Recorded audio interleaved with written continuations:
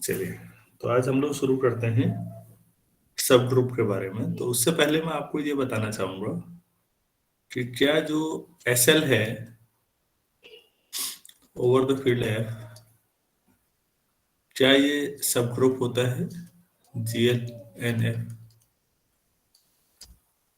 जिन बच्चों को अभी फील्ड के बारे में नहीं पता है वो इसको खाली सिंपल रियल कॉम्प्लेक्स ही समझ लें, काम चल जाएगा।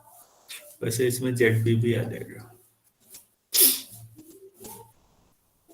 पी प्राइम है तो जनरल लीनियर ग्रुप है, उसका सब ग्रुप स्पेशल लीनियर ग्रुप होगा या नहीं? Yes sir. Yes sir.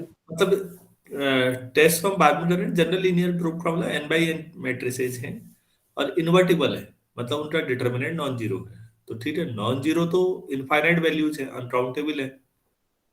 इसमें वो है जिनका डिटर्मिनेंट की वैल्यू वन है। एन बाई एन मैट्रिसेस जिनके डिटर्मिनेंट की वैल्यू वन है, तो नॉन जीरो का ही एक पर्टिकुलर केस हुआ। तो ये सब ग्रुप के अच्छे एग्जांपल्स में से आता है।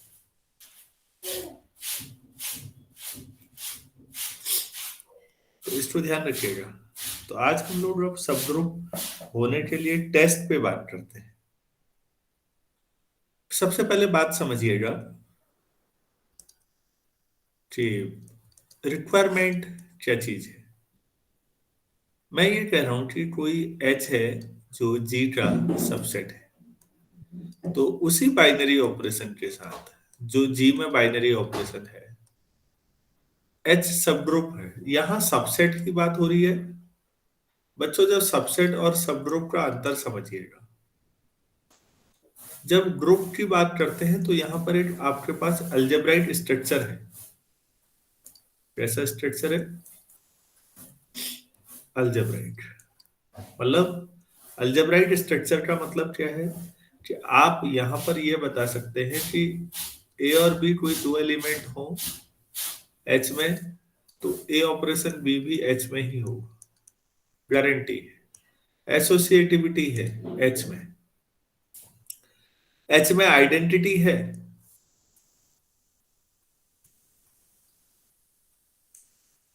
और एच में हर एलिमेंट का इनवर्स है। यही तो अलजेब्राइक स्ट्रक्चर है। अभी अलजेब्राइक के नाम पर हम इतना ही जानते हैं। धीरे धीरे हम अलजेब्राइक में और भी चीजें देखेंगे, समझेंगे। जो दिमाग में पिक्चर बनती है स्ट्रक्चर के नाम से, वो टोपोलॉजिकल ज्यादा बनती है कि आखिर ये एलिमेंट लगे कैसे होंगे, ग्रुप में कहां कहां पर होंगे। सेट में आप नहीं बता सकते बच्चों। सेट में अगर आपने 1 2 3 भी रखा है तो आपको नहीं पता ये लगे कैसे।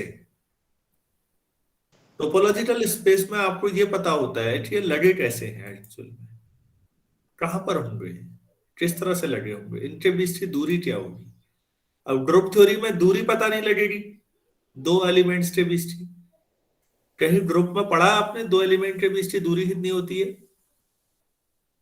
No no sir. No sir. हाँ, यहाँ डिस्टेंस समझ नहीं आएगा आपको। आप ये मत सोचना हमने पढ़ा था वन और टू के बीच की दूरी तो वन ही होती है।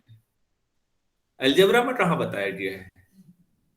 जब से हमने अलजेब्रा को पढ़ा है तो प्लीज ध्यान दीजिए, कुछ प्रॉपर्टी जो स्ट्रक्चर से रिलेटेड है वो टोपोलॉजी में ज्यादा क्लियर होती है। यहाँ अलजेब्रा स्ट्रक्चर है, तो अगर ये एच जी का सबसेट है और जब बाइनरी ऑपरेशन के साथ लिखा तो सब ग्रुप है। दोनों में अंतर समझिए, शब्दों में अंतर समझिए। यहां पर सब ग्रुप मत बोलिए ऐसे। या तो बाइनरी ऑपरेशन वेल डिफाइंड हो तब ठीक है। तो एच जो है जी का सबसेट है और उसी बाइनरी ऑपरेशन के तहत ये खुद भी अपने आप में ग्रुप है। तो ये सब ग्रुप हो गया। हमें लगा ये तो बहुत अच्छी बात है, लेकिन इसमें एक टेक्निकल प्रॉब्लम है बच्चों। हमें ग्रुप प्रूफ करने के चक्कर में एच को चारों प्रॉपर्टी दोबारा दिखानी पड़ती है। सब वही जो ग्रुप में दिखानी पड़ती है जी में, वही एच में भी दिखानी पड़ती है। अब मैथमेटिशियन जितने भी हैं स्वभाव से आलसी लोग हैं। उन्होंने सोचा यार ये चार प्रॉपर्टी कौन चेक करे, कोई ऐसा टेस्ट नहीं हो सकता, मतलब एक या दो कर लेते वह हो जाता, झंझट खत्म था। तो अब मैं आपको बताता हूं कि एक ऐसा टेस्ट है, अगर वो कर लें तो ये चार प्रॉपर्टी प्रूफ करने की जरूरत नहीं है, वो अकेला इन चारों का कंबाइंड फॉर्म है। आप कहेंगे क्या ऐसा भी हो सकता है कि एक ही जो है चार का काम करे? तो मैं आपको आउट ऑफ वे जाके थोड़ा बताना चाहूंगा कि एट जो है वो चार का तो छोड़ो, पांच का भी कर सकता है। मतलब मैं क्या बताना चाह रहा हूं, ध्यान से सुनिएगा। दुनिया का सबसे महत्वपूर्ण मैथमेटिकल कांस्टेंट अगर कोई आपसे पूछे कि क्या है, तो वो मेरी नजर में या मैथमेटिशियंस की नजर में, मैंने भी तो किताबें ही पढ़ के ये ज्ञान अर्जित किया होगा, तो मैथमेटिशियन मानते हैं कि मैथ्स में अगर सबसे इंपॉर्टेंट कांस्टेंट कोई है तो वो क्या है? हेलो। पाई। पाई। उसके बाद दूसरा मैथमेटिकल कांस्टेंट माना जाता है, वो है ई, एक्सपोनेंशियल। ई जो है, ई के बारे में कभी मैं डिटेल में फिर समझाऊंगा। 1+1/n to the power n, where n tending to infinity। ये तीसरा कांस्टेंट है आयोटा, जिसको हम लोग क्या बोलते हैं, √-1। चौथा कांस्टेंट है बच्चों जीरो। जीरो अपने आप में लाजवाब कंसेप्ट है। और पांचवा कांस्टेंट है वन, क्योंकि बाकी नंबर फिर इस वन से बन गए ऐड करके। जीरो से वन नहीं बन सकता।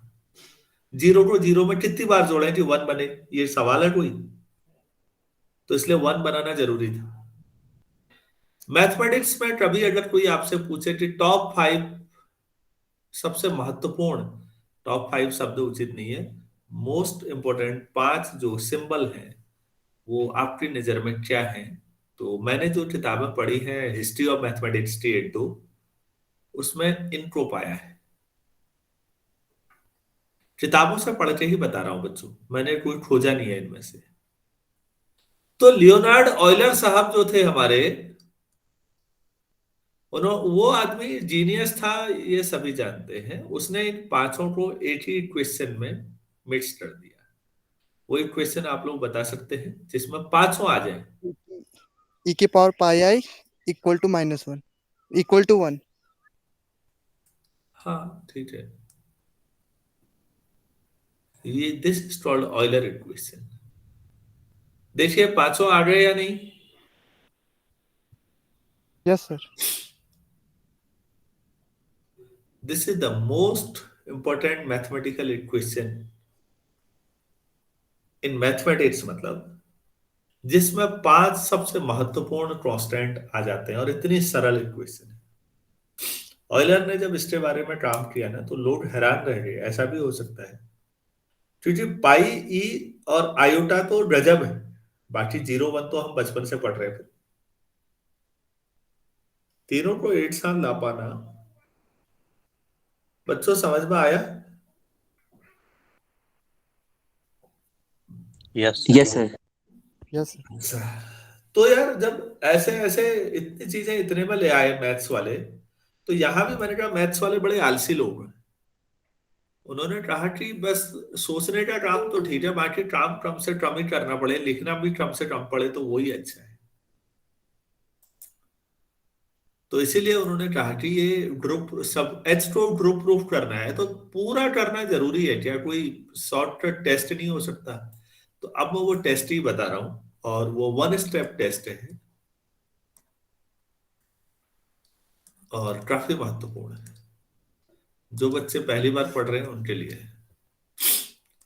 Late G be a group, the necessary and sufficient condition, मतलब if and only if condition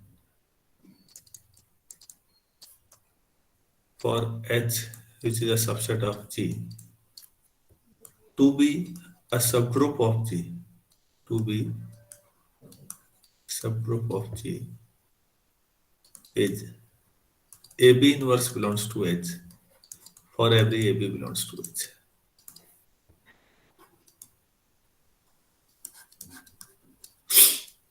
तो ये बड़ा शानदार टेस्ट है, अगर इसको गौर से समझें आप। इन्होंने कहा कि जी एच जो है जी का सबसेट है, एच में कोई दो एलिमेंट ले लीजिए, और अगर ए बी इनवर्स भी एच में ही हो, and this is true for every a b, तो इतना होना पर्याप्त है, ज्यादा की कोई जरूरत नहीं है, इतना ही पर्याप्त है। क्या पर्याप्त है? ये बताने के लिए कि H is sub group of जी, इतना ही पर्याप्त है, 8 लाइन का टेस्ट केवल। और उल्टा भी सही है, अगर एच जो है जी का सब ग्रुप है तो एच के लिए ये नेसेसरी है, ये आवश्यक है कि वो इस कंडीशन को सेटिस्फाई करे। मैं रिपीट कर रहा हूं, if H is sub group of G then it is necessary for H to satisfy this condition, and if H satisfies this condition then it is sufficient, ये पर्याप्त है, sufficient मतलब पर्याप्त, to show that H is a subgroup of G, बाकी कुछ करने की कोई आवश्यकता नहीं है। क्या मैं समझा पाया सभी लोगों को? Yes sir. तो necessary condition,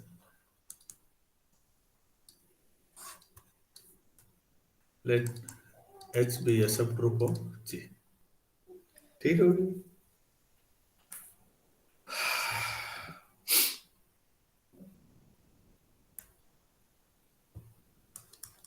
This implies H is itself a group with same binary operation.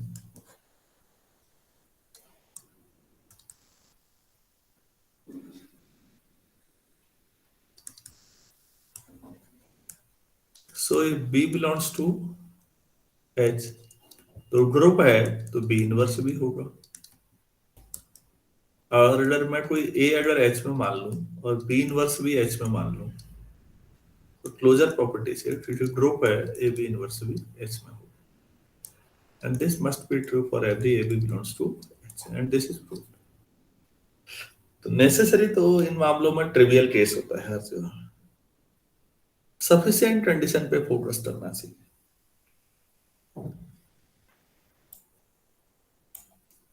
Please याद रखिए, कई लोग सोचते हैं कि नेसेसरी और सफिशिएंट में क्या रखा है, किसी को भी नेसेसरी मान लो, किसी को भी सफिशिएंट मान लो, क्या फर्क पड़ना है? नहीं, ऐसा नहीं है। कई थ्योरम ऐसी हैं जो नेसेसरी है लेकिन सफिशिएंट नहीं है, कई ऐसी हैं जो सफिशिएंट है नेसेसरी नहीं है, कई ऐसी हैं जो नाइदर नेसेसरी नॉर सफिशिएंट है, और कई ऐसी हैं जो necessary as well as sufficient. क्या आप चारों का अंतर समझते हैं?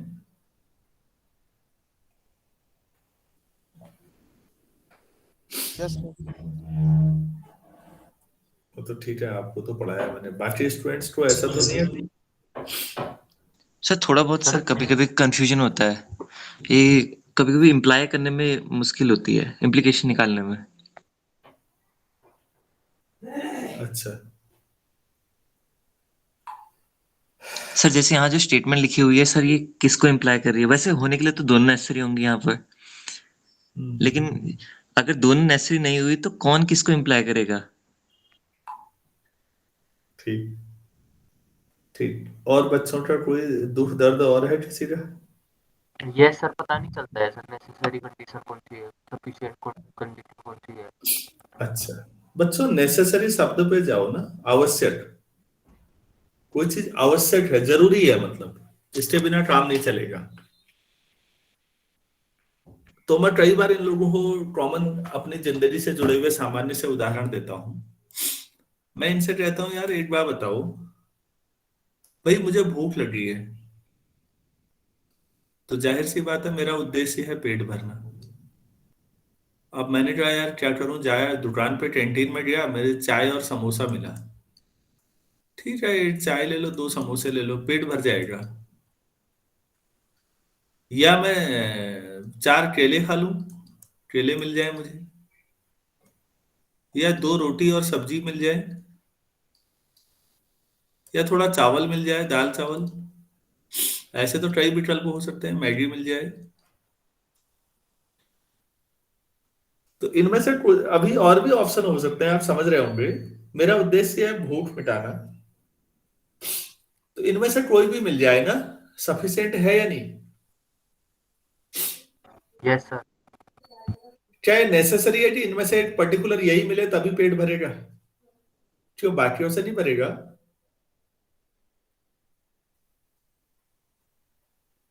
वो अच्छा लगे Yes, ना लगे वो अलग बात है, भूख तो खत्म हो जाएगी ना। तो बच्चों यहाँ पर ये समझ में आ रहा है कि जब सफिशिएंट का मामला होता है तो कई बार ऐसा होता है 8 से ज्यादा ऑप्शन भी हो सकते हैं सफिशिएंट में। आपको सफिशिएंट में उनको ढूंढना पड़ता है कि इनमें से कोई भी मिल जाए, ये सफिशिएंट है, ये पर्याप्त है। जैसे ये ए बी इनवर्स अगर हो रहा है तो ये सफिशिएंट है, लेकिन अभी मैं और थ्योरम भी बताऊंगा कि इसका मतलब है कि इसके अलावा भी ऑप्शन है। अभी एक थ्योरम और बताऊंगा कि ए बी अगर एच में है और ए इनवर्स एच में है तब भी ये सफिशिएंट है। तो सफिशिएंट में ऑप्शन होते हैं। अगर एच फाइनाइट है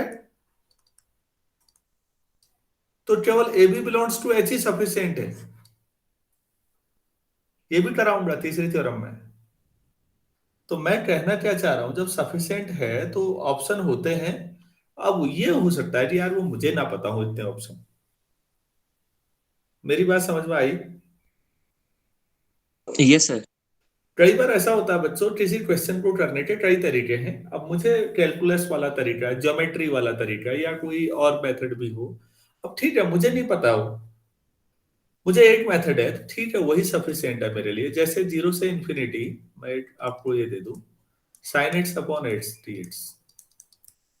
बच्चों ये π/2 होता है, ये पढ़ा होगा आप लोगों ने। इसको प्रूफ करने के बहुत सारे मेथड हैं।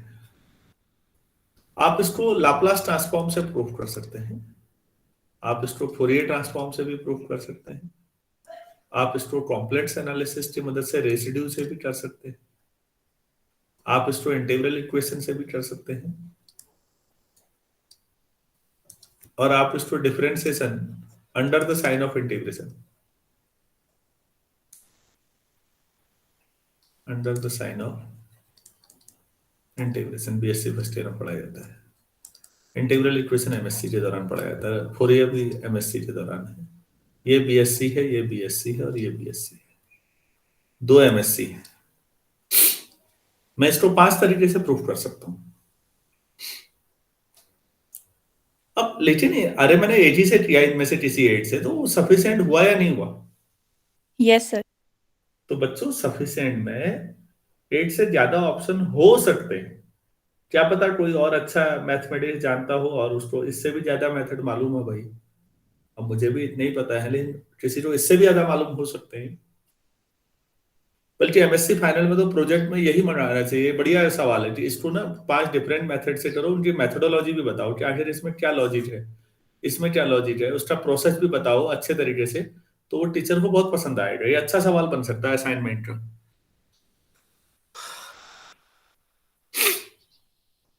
क्योंकि आपको 5 डिफरेंट मेथड सीखने पड़ेंगे।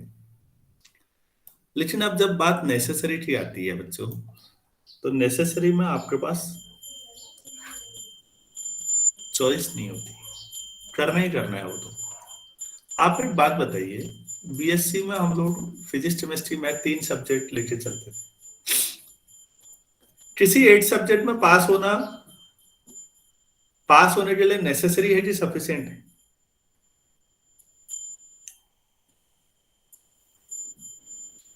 पास होने के लिए मैथ्स में पास होना नेसेसरी है। मैं रिपीट कर रहा हूं, पास होना है मुझे, मेरा टारगेट है कि मुझे पास होना है भाई एग्जाम में। तो पास होने के लिए मैथ्स में पास होना नेसेसरी है या सफिशिएंट है? नेसेसरी होगा। हाँ नेसेसरी है, लेकिन सफिशिएंट नहीं है ना। सर क्या मैथ्स में पास हो गया आप पास हो जाएंगे? No sir. वही सफिशिएंट नहीं है ना मैथ्स में पास होना, लेकिन नेसेसरी है। क्या मैं समझा पाया? Yes Yes, sir. Yes sir. Option ही नहीं है कोई दूसरा आपके पास, यहाँ करना ही करना है। नेसेसरी का मतलब ये तो आवश्यक है, इसको छोड़ के नहीं जा सकते। किसी भी एग्जाम में जैसे सिविल सर्विसेज बच्चे देते हैं, पहले प्री देते हैं, फिर मेंस देते हैं, फिर इंटरव्यू देते हैं। प्री पास करना नेसेसरी है या सफिशिएंट है?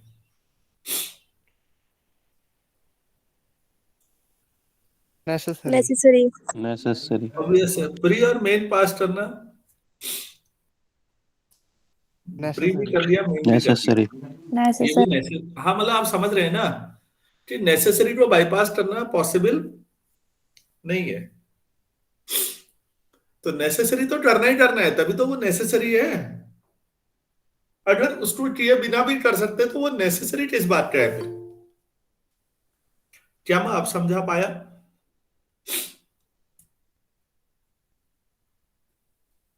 yes sir, yes sir. अच्छा, अब ये बताओ यार, एक फंक्शन है वो एनालिटिक होने के लिए क्रॉसी रीमन इक्वेशन सेटिस्फाई करना है, नेसेसरी हुआ या सफिशिएंट हुआ?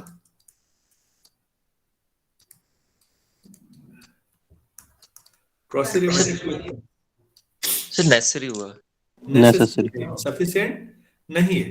सफिशिएंट होने के लिए फर्स्ट ऑर्डर पार्शियल डेरिवेटिव की कंटिन्यूटी चाहिए होती है।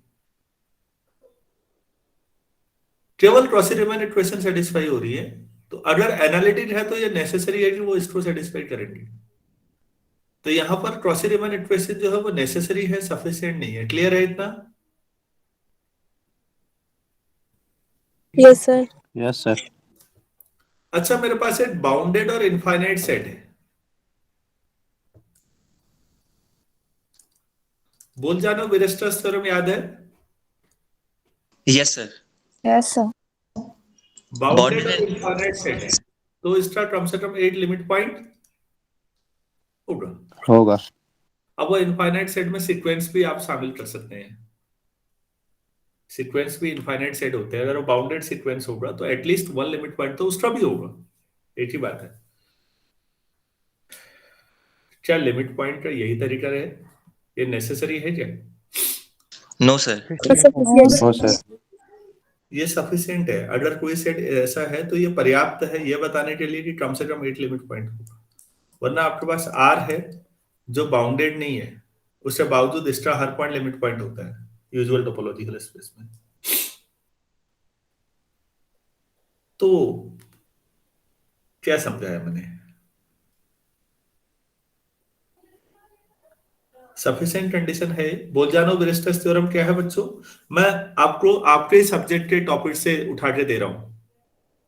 जिस समय आपने क्रॉसी रीमन है वो नेसेसरी है लेकिन सफिशिएंट नहीं है एनालिटिक होने के लिए। ये कॉम्प्लेक्स की थ्योरम है। 50वां थ्योरम मिल जाएगी यार ऐसे। सफिशिएंट जिन लोगों को ये याद नहीं आ रहा है, वो स्वार्ट्ज थ्योरम और यंग्स थ्योरम आती है, function of several variable, real analysis, MSc first sem. जिन लोगों ने वो पढ़ी है वो उसको सोच ले। स्वार्ट्ज और यंग थ्योरम भी सफिशिएंट है, नेसेसरी नहीं है। पार्शियल डेरिवेटिव सेकंड ऑर्डर के जो है वो उनके बराबरी पर थ्योरम होती है। तो u x y equal to u y x. U x y का मतलब del square u upon del x del y equal to del square u upon del y del x. क्या ये हमेशा बराबरी होती है? बीएससी के बच्चे कहते हैं हाँ फर्स्ट ईयर के तो होती है।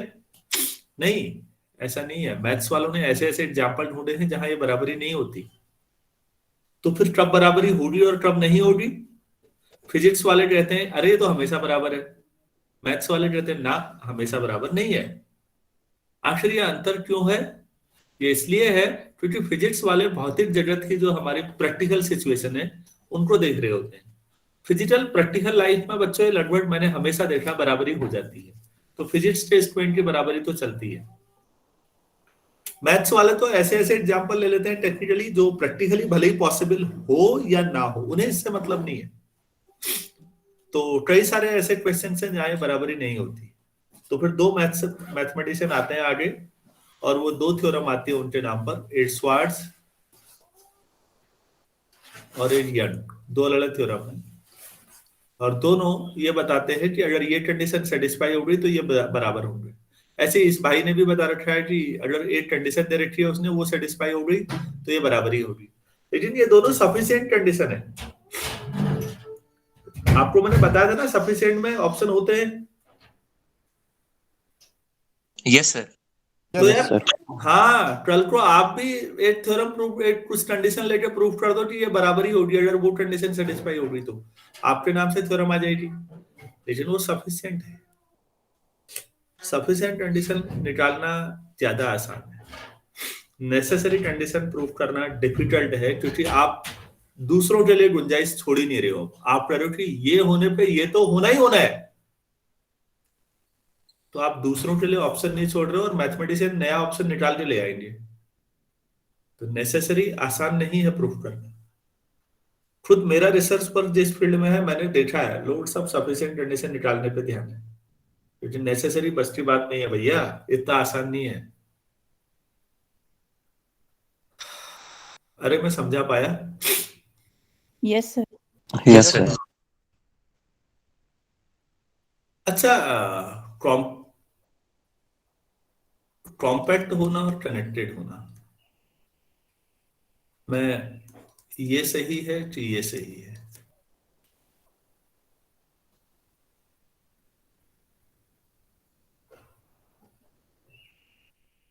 कि कॉम्पैक्ट हमेशा कनेक्टेड होता है या कनेक्टेड हमेशा कॉम्पैक्ट होता है? नो सर, अगर कनेक्टेड है तो कॉम्पैक्ट होना जरूरी नहीं है। और कनेक्टेड कॉम्पैक्ट है तो एक्चुअली ये दोनों गलत है। मेरे पास कोई एग्जांपल है जो कॉम्पैक्ट है कनेक्टेड नहीं है, और ऐसे भी है जो कनेक्टेड है कॉम्पैक्ट नहीं है। गूगल पे जाना मिल जाएगा। मैं टॉपिक अभी ये नहीं पढ़ा रहा हूँ इसलिए नहीं बताऊंगा।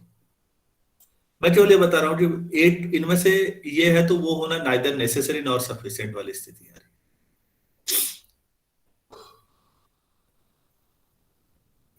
कनेक्टेड होने के लिए कॉम्पैक्ट होना ना तो नेसेसरी है ना पर्याप्त है। क्या मैं समझा पाया? Yes sir. अब चौथी कैटेगरी बचती है बच्चों। अभी मेरे पास यही एग्जांपल आया है यार दिमाग में। अभी एनालिसिस बहुत दिनों से नहीं है, अब होता तो एक दो और भी आ जाते। छोड़ो, अभी हो गया। चौथा बचता है बच्चों जिसमें नेसेसरी भी हो सफिशिएंट भी हो, तो वो मैंने इस समय कर ही रहा हूं। मैं ये नेसेसरी भी है और यही सफिशिएंट भी है। क्या मैं थोड़ा सा आइडिया दे पाया आप लोगों को? नेसेसरी और सफिशिएंट का अंतर महसूस कराने की कोशिश? yes, sir. यस सर थोड़ा सा Yes, sir. चीजों पे सोचेंगे, उसके साथ बच्चों जो चिंतन होता है ना, वो बहुत जरूरी है। अकेले बैठ के आप जितना चीजों के बारे में सोचेंगे, मैं फिर कह रहा हूं, जितना सोचेंगे आप उतना अच्छा किसी थ्योरम को महसूस कर पाएंगे कि यार ये नेसेसरी है या सफिशिएंट। आप खुद ही बता दें। यही चीज है जो कई बार सोचने वाले इंसान हो सकता है क्वेश्चन कम कर पाए, लेकिन उसकी समझ काफी बेहतर। एज अ बैट्समैन आप मुझे बताएंगे कि महेंद्र सिंह धोनी बेहतर है या विराट कोहली? कोहली। कोहली। लेकिन सोचने का इस तरह के आधार पे सोचेंगे तो धोनी। चीजों को भापने की बात, मैच में सारी दुनिया जानती है कि चीजों को भाप लेता है आदमी, सोचता बहुत है कि अच्छा ऐसा कर ले। खुद बहुत अच्छा खिलाड़ी नहीं है, लेकिन कोई फर्क नहीं पड़ता। इसके बावजूद भी रिस्पेक्ट उसकी ज्यादा है जो सोच रहा है, जबकि परफॉर्मर कोहली से लाजवाब कोई नहीं है आज के दौर में। इसके बावजूद बेचारा क्योंकि उतना सोचता नहीं है या सोच नहीं पाता है, अपनी ओर से कर रहा है लेकिन सोच नहीं पा रहा है, बाकियों को मूवमेंट को समझ नहीं पाता कई बार, या ये नहीं सोच पाता यहाँ पर क्या करना बेहतर रहेगा। तो आप समझ गए होंगे कि कई बार सोचना ज्यादा जरूरी है बजाय करने के।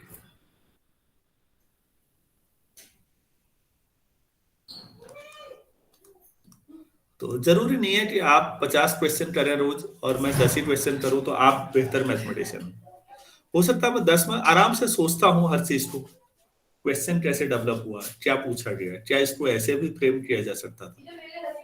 अब क्योंकि हम कई बार नहीं सोच पाते बच्चों, इसलिए हम एक या दो के ग्रुप में डिस्कशन करते हैं।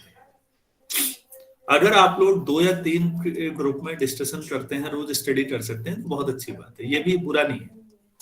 ये भी एक ऑप्शन है, ये एकमात्र ऑप्शन नहीं है, ये भी एक ऑप्शन है। लेकिन ग्रुप इससे बड़ा कभी मत बनाइएगा, फिर कभी पढ़ाई नहीं होने वाली है। अगर 5 लोग बैठ गए कहीं पढ़ने तो ये मान के चलिए जब तक 4 इकट्ठा है वो नहीं पढ़ेंगे, क्योंकि वो कहेंगे रुको यार अभी एक और आ रहा है। जो 5वां होगा वो आधे घंटे बाद आएगा, तब तक इन्होंने पढ़ना नहीं है। और वो 5वां जो आएगा आधे घंटे बाद, उसके बाद रेडीमेड एक शानदार स्टोरी होगी कि वो क्यों लेट आया। अब जब वो ये कहानी सुनाएगा तो इन चारों के पास भी कई पुराने उदाहरण पड़े होंगे। अरे रुक मैं बताता हूँ यार उस दिन ऐसा हुआ। तो इसका कुछ नहीं होना है फिर इस क्लास का। समझ में आ गया होगा आप लोगों को? Yes sir. Yes sir. यही होता है, ये कभी नहीं होना, कुछ नहीं होना है इसमें। पढ़ाई या तो अकेले या 2 लोग बहुत है, और 2 लोगों में बहुत अच्छा डिस्कशन होता है, 2 या 3 लोगों में। क्योंकि जो मैं अकेले नहीं सोच पा रहा हूं मेरे साथी ने सोच दिया, ऐसा भी तो हो सकता है। अब फिर सोचो बच्चों, जो सोचने की प्रोसेस है, भले ही इसमें 2 ही सवाल हो, 3 ही सवाल हो, लेकिन ये आपको ज्यादा मददगार है बजाय कि पूरी एक्सरसाइज निपटाने के। वो फायदेमंद नहीं है। मैं फिर कह रहा हूं, मैच खेलने से कोई अच्छा प्लेयर नहीं बनता। मैच खेलने से कोई अच्छा प्लेयर नहीं बनता। अगर बैट्समैन की कोई कमी बॉलर ने खोजी है तो वो वापस जाता है, मैच नहीं खेलता, फिर कोच के साथ घंटों बिताता है और सोचता है कि इस शॉट पे आउट क्यों हो रहा है बार बार। 2001 का ऑस्ट्रेलिया का इंडिया दौरा देखिएगा, 3 मैचों की सीरीज में 6 पारियों में पॉन्टिंग को हरभजन सिंह ने 5 बार आउट किया था। पॉन्टिंग ने जाके अपनी नेशनल क्रिकेट एकेडमी में जाके 1 महीना बिताया कि आखिर हुआ क्या, मेरी बैटिंग में कहीं ना कहीं फॉल्ट है। घंटों प्रैक्टिस की और फॉल्ट को खोजने की कोशिश की, आखिर में आउट क्यों हो रहा। बार बार वीडियो देख रहा है कि मूवमेंट मेरे पैरों का, बैट का क्या गलत हो रहा है। और उसके बाद जो हरभजन सिंह का ही नहीं, बाकियों का भी बैंड बाजा बजाया पॉन्टिंग ने, भारतीय टीम का, वो देखिए वर्ल्ड कप में। उसके बाद ऐसी बेइज्जती शायद ही किसी ने की हो जितनी पॉन्टिंग ने की हमारी। तो मैं फिर कह रहा हूं ये बहुतों के साथ हुआ है। मरवन अट्टापट्टू श्रीलंकन महान खिलाड़ी रहा, बैट्समैन, उसका भी यही रिकॉर्ड था। भारत के दौरे पे जब वो पहली बार आया था तो मेरे ख्याल से वो 6 पारियों में 4 या 5 में 0 पे आउट हुआ था। भारतीय खिलाड़ी उसकी बहुत बेइज्जती करते थे। वो भी वही किया उसने भी। श्रीलंका लौटने के बाद घंटों इस पे सोचा कि गलत क्या हो रहा है, और काफी सोचने के बाद उसने अपनी कमियां दूर की। और मेरे ख्याल से वो one of the best batsman है जो श्रीलंका ने प्रोड्यूस किए। और मेरे ख्याल से डबल सेंचुरी में वो राहुल द्रविड़ से भी आगे था, टोटल डबल सेंचुरी थी। आगे नहीं होगा तो बराबर होगा, मैं टेक्निकल एक आध चीज आगे पीछे बोल सकता हूँ।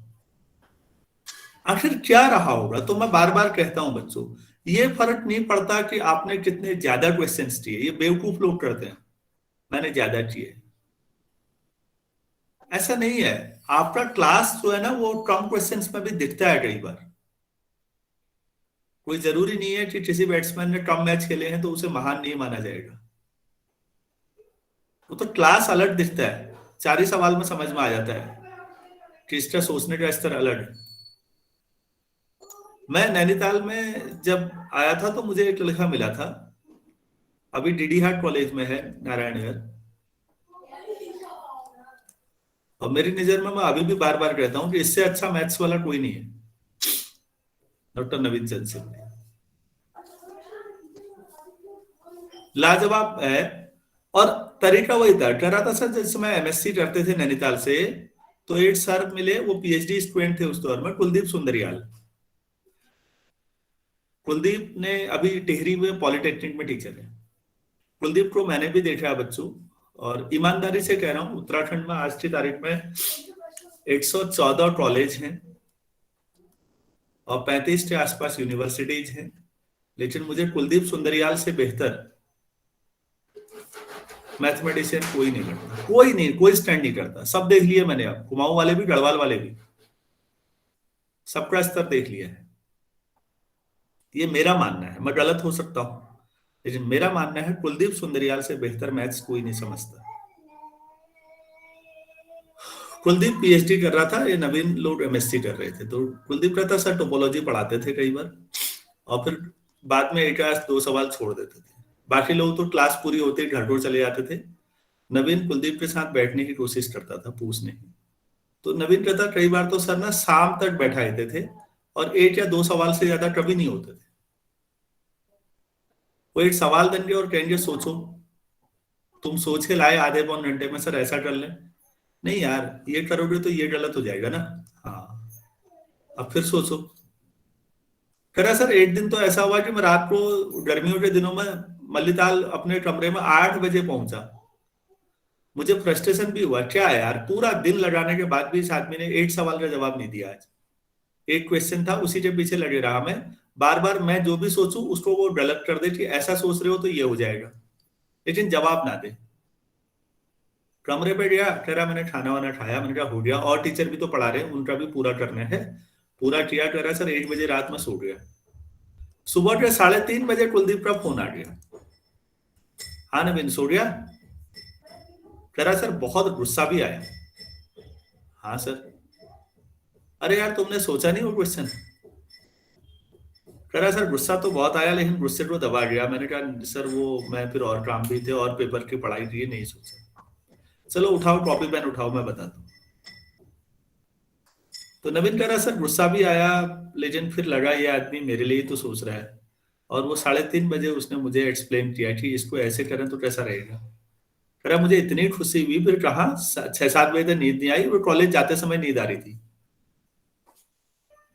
बच्चों इस ट्रेनिंग ने, आज मैं कह रहा हूँ नवीन, मेरे ख्याल से पूरे यूनिवर्सिटी और कॉलेज सिस्टम में इससे अच्छा मैथमेटिशियन कोई नहीं है। अगर ईमानदारी से मैं देखता हूं तो मैं खुद भी स्टैंड नहीं करता इसके सामने। तो अगर आपको अच्छा करना है तो सोचना बहुत जरूरी है। ये ढेर सारे क्वेश्चन कर डाले मैंने वाला बेवकूफी मत करिएगा। ये मुझसे लड़का बहुत छोटा है, 10-12 साल छोटा उम्र में, लेकिन मैं फिर भी स्वीकार कर रहा हूं कि ये मुझसे बहुत बेहतर मैथमेटिशियन है।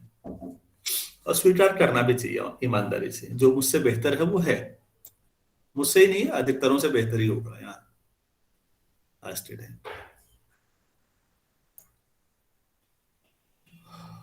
तो आउट ऑफ वे जाकर थोड़ा सा मैं बोला, चलिए देखते हैं। अब बच्चों हमें 1 लाइन टेस्ट लाना है। ये अगर हमें ये बताना है कि कोई h है, let h is a subset of g, और इसके साथ ये खासियत है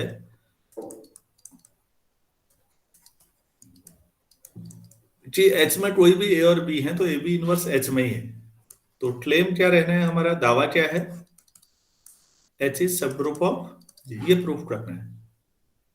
तो इसका मतलब हमें ये प्रूफ करना है that is h is a group itself, ये प्रूफ करना होगा फिर। Yes, sir. Yes, sir. Itself with same binary operation, same binary operation।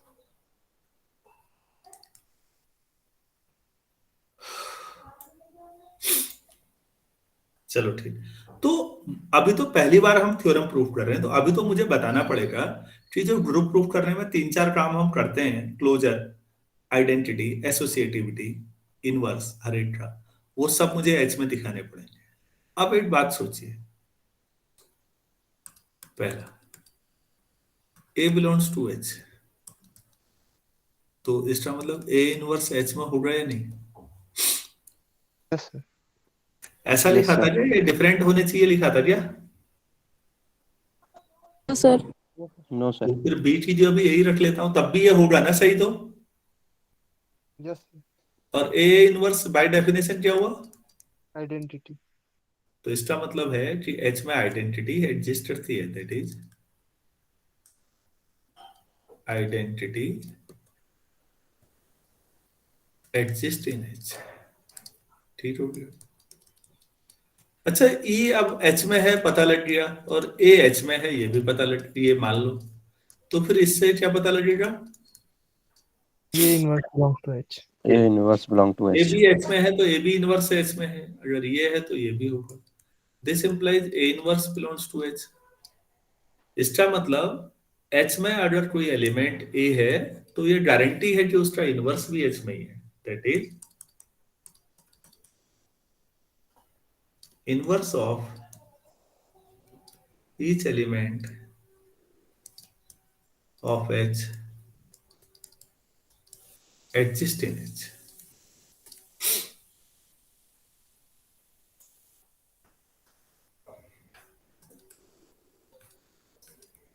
अच्छा, तो B मान लेते हैं H में है, तो अब हमें ये तो पता ही है कि B इनवर्स भी H में है.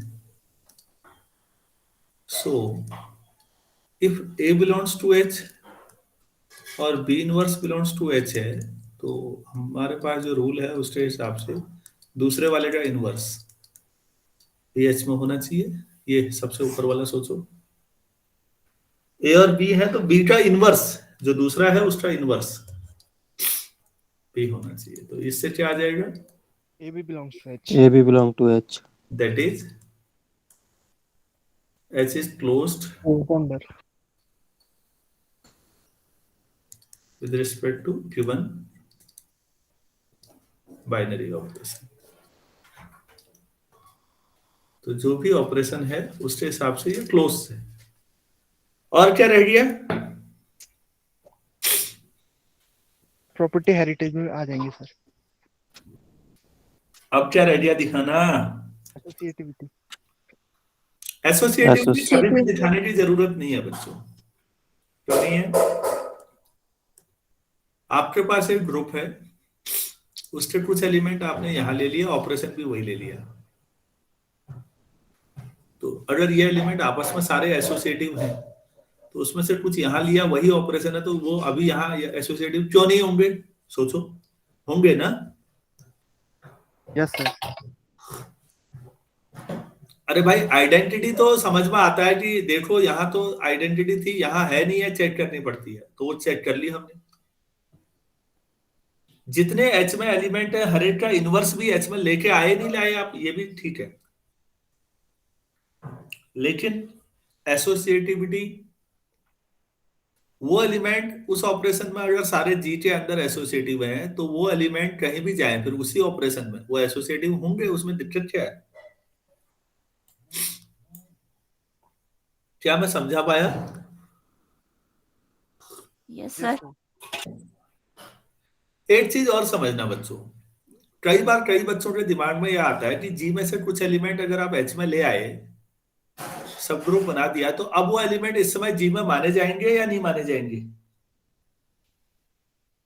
माने जाएंगे. होंगे सर. माने जाएंगे. तो आज की आपकी जनरेशन के हिसाब से इसको क्या बोलेंगे?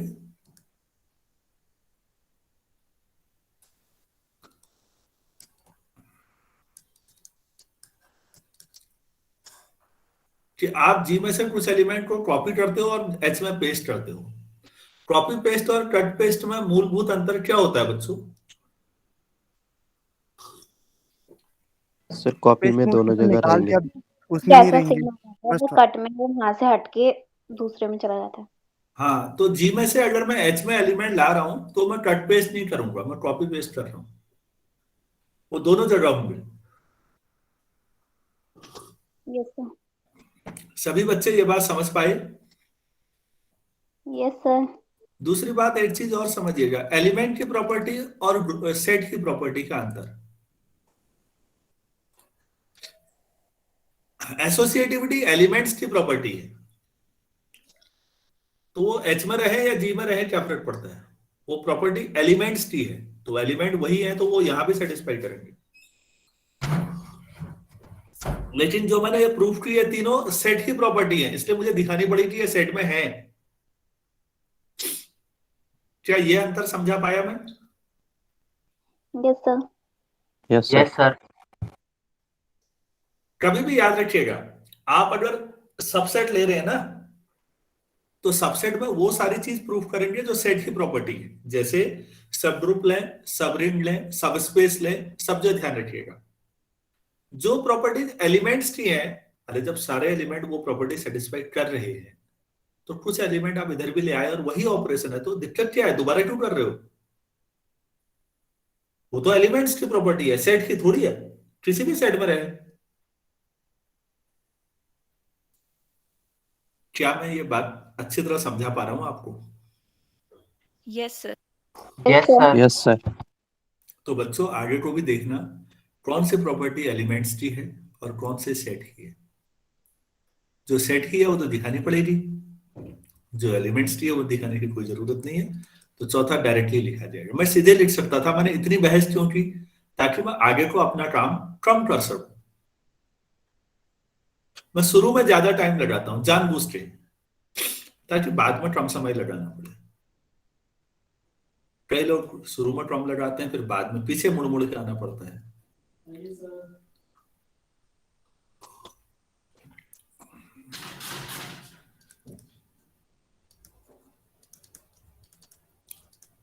Associativity obviously holds good. Hello sir. हाँ जी, हाँ 1 मिनट यार रुको तो, मम्मी देखना कौन कोई आए हैं। Associativity obviously holds good in as it holds in G. So H is a group and H is a subset of G. This implies H is a subgroup of G. ये theorem proof हो गई, समझ में आया आप लोगों को? Around yes sir. Yes sir. अगला देखिए।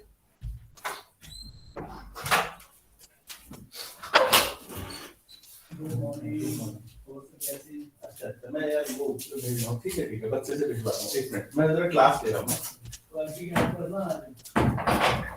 अम्मा से कर दो 20 रुपये बच्चे दे। हमें वो कोई आए हैं बाहर, उनको 20 रुपये दे दो, नंबर रखे उनको 20 रुपये दे।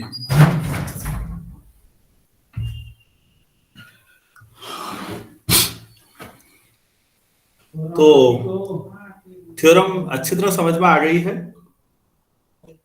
अब ये यस सर। अब यहां से हमारे पास ये हो गया, ये तो पहली थ्योरम थी।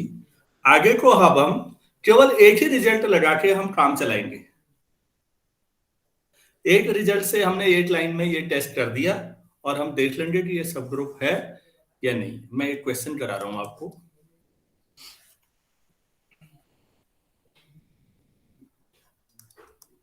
Let G be an abelian group.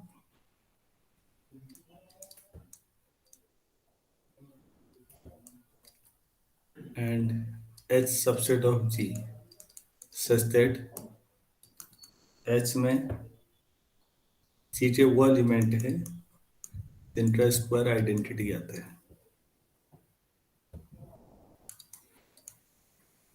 Prove that H is a subgroup of G. सोचिए आप लोग और बताइए। मैं तो इतने ही है, अब स्थितियां नहीं है। 50 दे देगा, तुम्हारी इच्छा, मतलब जो करना है। वहां देखना तो होंगे, तो वही रखे होंगे 10।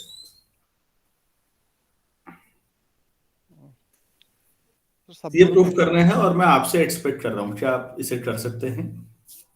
Yes sir. Sir X self inverse है, तो A B inverse X X square equal to E आ जाएगा, वो भी एच में बिलोंग करेगा, तो ये सब ग्रुप है। अच्छा, कोई और स्टूडेंट भी? देखिए पहली बात तो, since E square equal to E होता है या नहीं?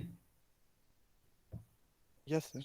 Yes sir. Yes sir. इसमें हाँ वो सब है जो इन्वोल्यूटरी है, जिनका स्क्वायर आइडेंटिटी आता है, जो अपने इनवर्स है। तो ई स्क्वायर अगर ई है तो इसका मतलब ई बिलोंग्स टू एच हुआ, आइडेंटिटी है। एक तो ये तय हो गया, दूसरा Yes, sir. इसका ये भी तय हो गया कि एच नॉन एम्प्टी है। यार ये हमेशा ना नॉन एम्प्टी दिखाना बड़ा जरूरी है, क्योंकि एम्प्टी के साथ बड़े गजब गजब रिजल्ट मिलने शुरू हो जाते हैं। आप लोगों ने कई बार एनालिसिस में भी देखा होगा कि एम्प्टी जहां आया सेट, ऐसा रिजल्ट मिलता है कि हंसी भी आ रही होती है और हम परेशान भी रहते हैं। ठीक है, अब मान लेते हैं ए और बी कोई दो एलिमेंट एच में है, नॉन एम्प्टी है, तो हो सकता है भैया आइडेंटिटी तो है, हो सकता है कुछ और भी हो। तो मान लो ए बी एच में है, तो फिर एच में होने की शर्त यह है कि ए स्क्वायर भी आइडेंटिटी रहा होगा और बी स्क्वायर भी। और चलो ठीक है, बी स्क्वायर भी हो गया आपके पास ये। अब हमें दिखाना क्या है, मुझे दिखाना है कि ए बी इनवर्स एच में है, ये दिखाना है मुझे, टारगेट ये रखना है। अच्छा, अब मैं सोच रहा हूँ कि यार ये कैसे करूं। तो ये दिखाने के लिए मुझे करना क्या पड़ेगा, मुझे करना पड़ेगा कि ए बी इनवर्स का स्क्वायर आइडेंटिटी होना चाहिए ना। Yes sir. A B inverse का square A B inverse into A B inverse हुआ A B inverse A B inverse, ऐसा कर सकते हैं। Yes sir. अच्छा बच्चों, जी एबिलियन है तो ए और बी कम्यूट करेंगे या नहीं? Yes sir. Yes Yes, sir sir. ए करेंगे। और Yes, बी sir. कम्यूट करेंगे तो ए और बी इनवर्स भी कम्यूट करेंगे या नहीं, ऐसा प्रूव कराया था।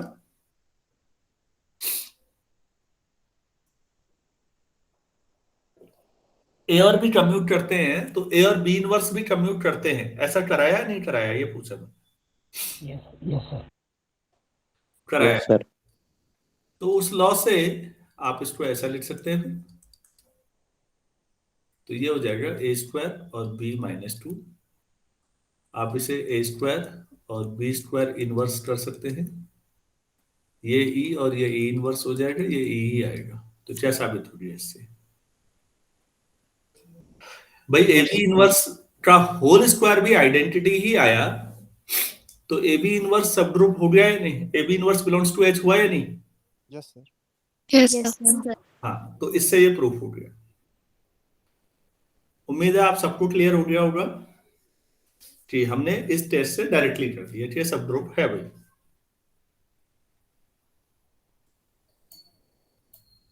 नेक्स्ट क्वेश्चन सर हाँ जी।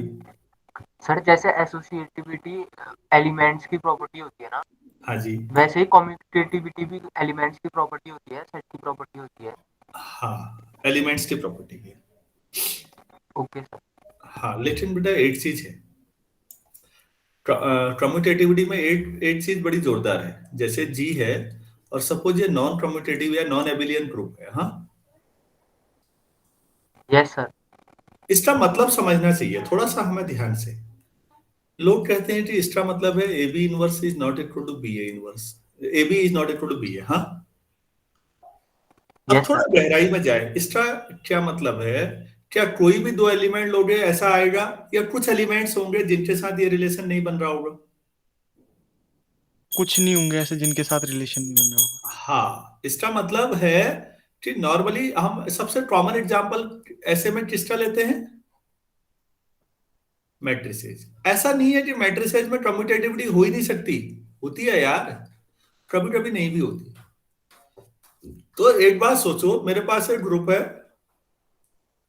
ग्रुप में इस जोन में कम्यूटेटिविटी नहीं थी, बाकी सब में थी। मैंने यहां से एक छोटा एच ले लिया, तो एच इस हिस्से में से उठा लिया, तो एच जो हुआ जी का सबसेट हुआ, और मैं एच को एबिलियन प्रूफ कर सकता हूं। तो ये एलिमेंट्स की प्रॉपर्टी है ना वैसे तो। Yes sir.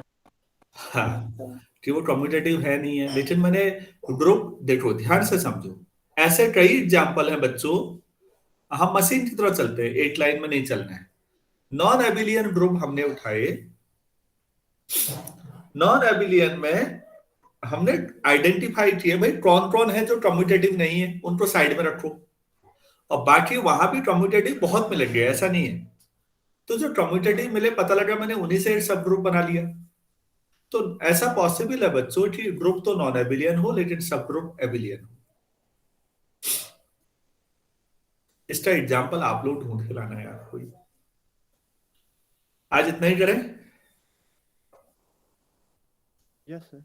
नेक्स्ट क्लास का टाइम भी हो रहा है, और नहीं आज नहीं है ना, अरे आज नहीं है। अच्छा, मैं एक क्वेश्चन लास्ट में लिखा देता हूँ, फिर मैंने आज तो शाम को कर रखा है, कॉलेज में अभी मीटिंग रखती है प्रिंसिपल साहब। चलो मैं एक क्वेश्चन आपके लिए लिख दे रहा हूं, let G be an abelian group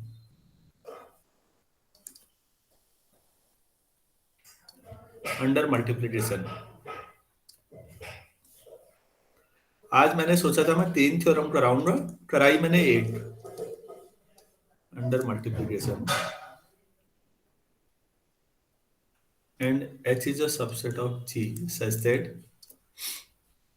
H equal to X square such that X belongs to G.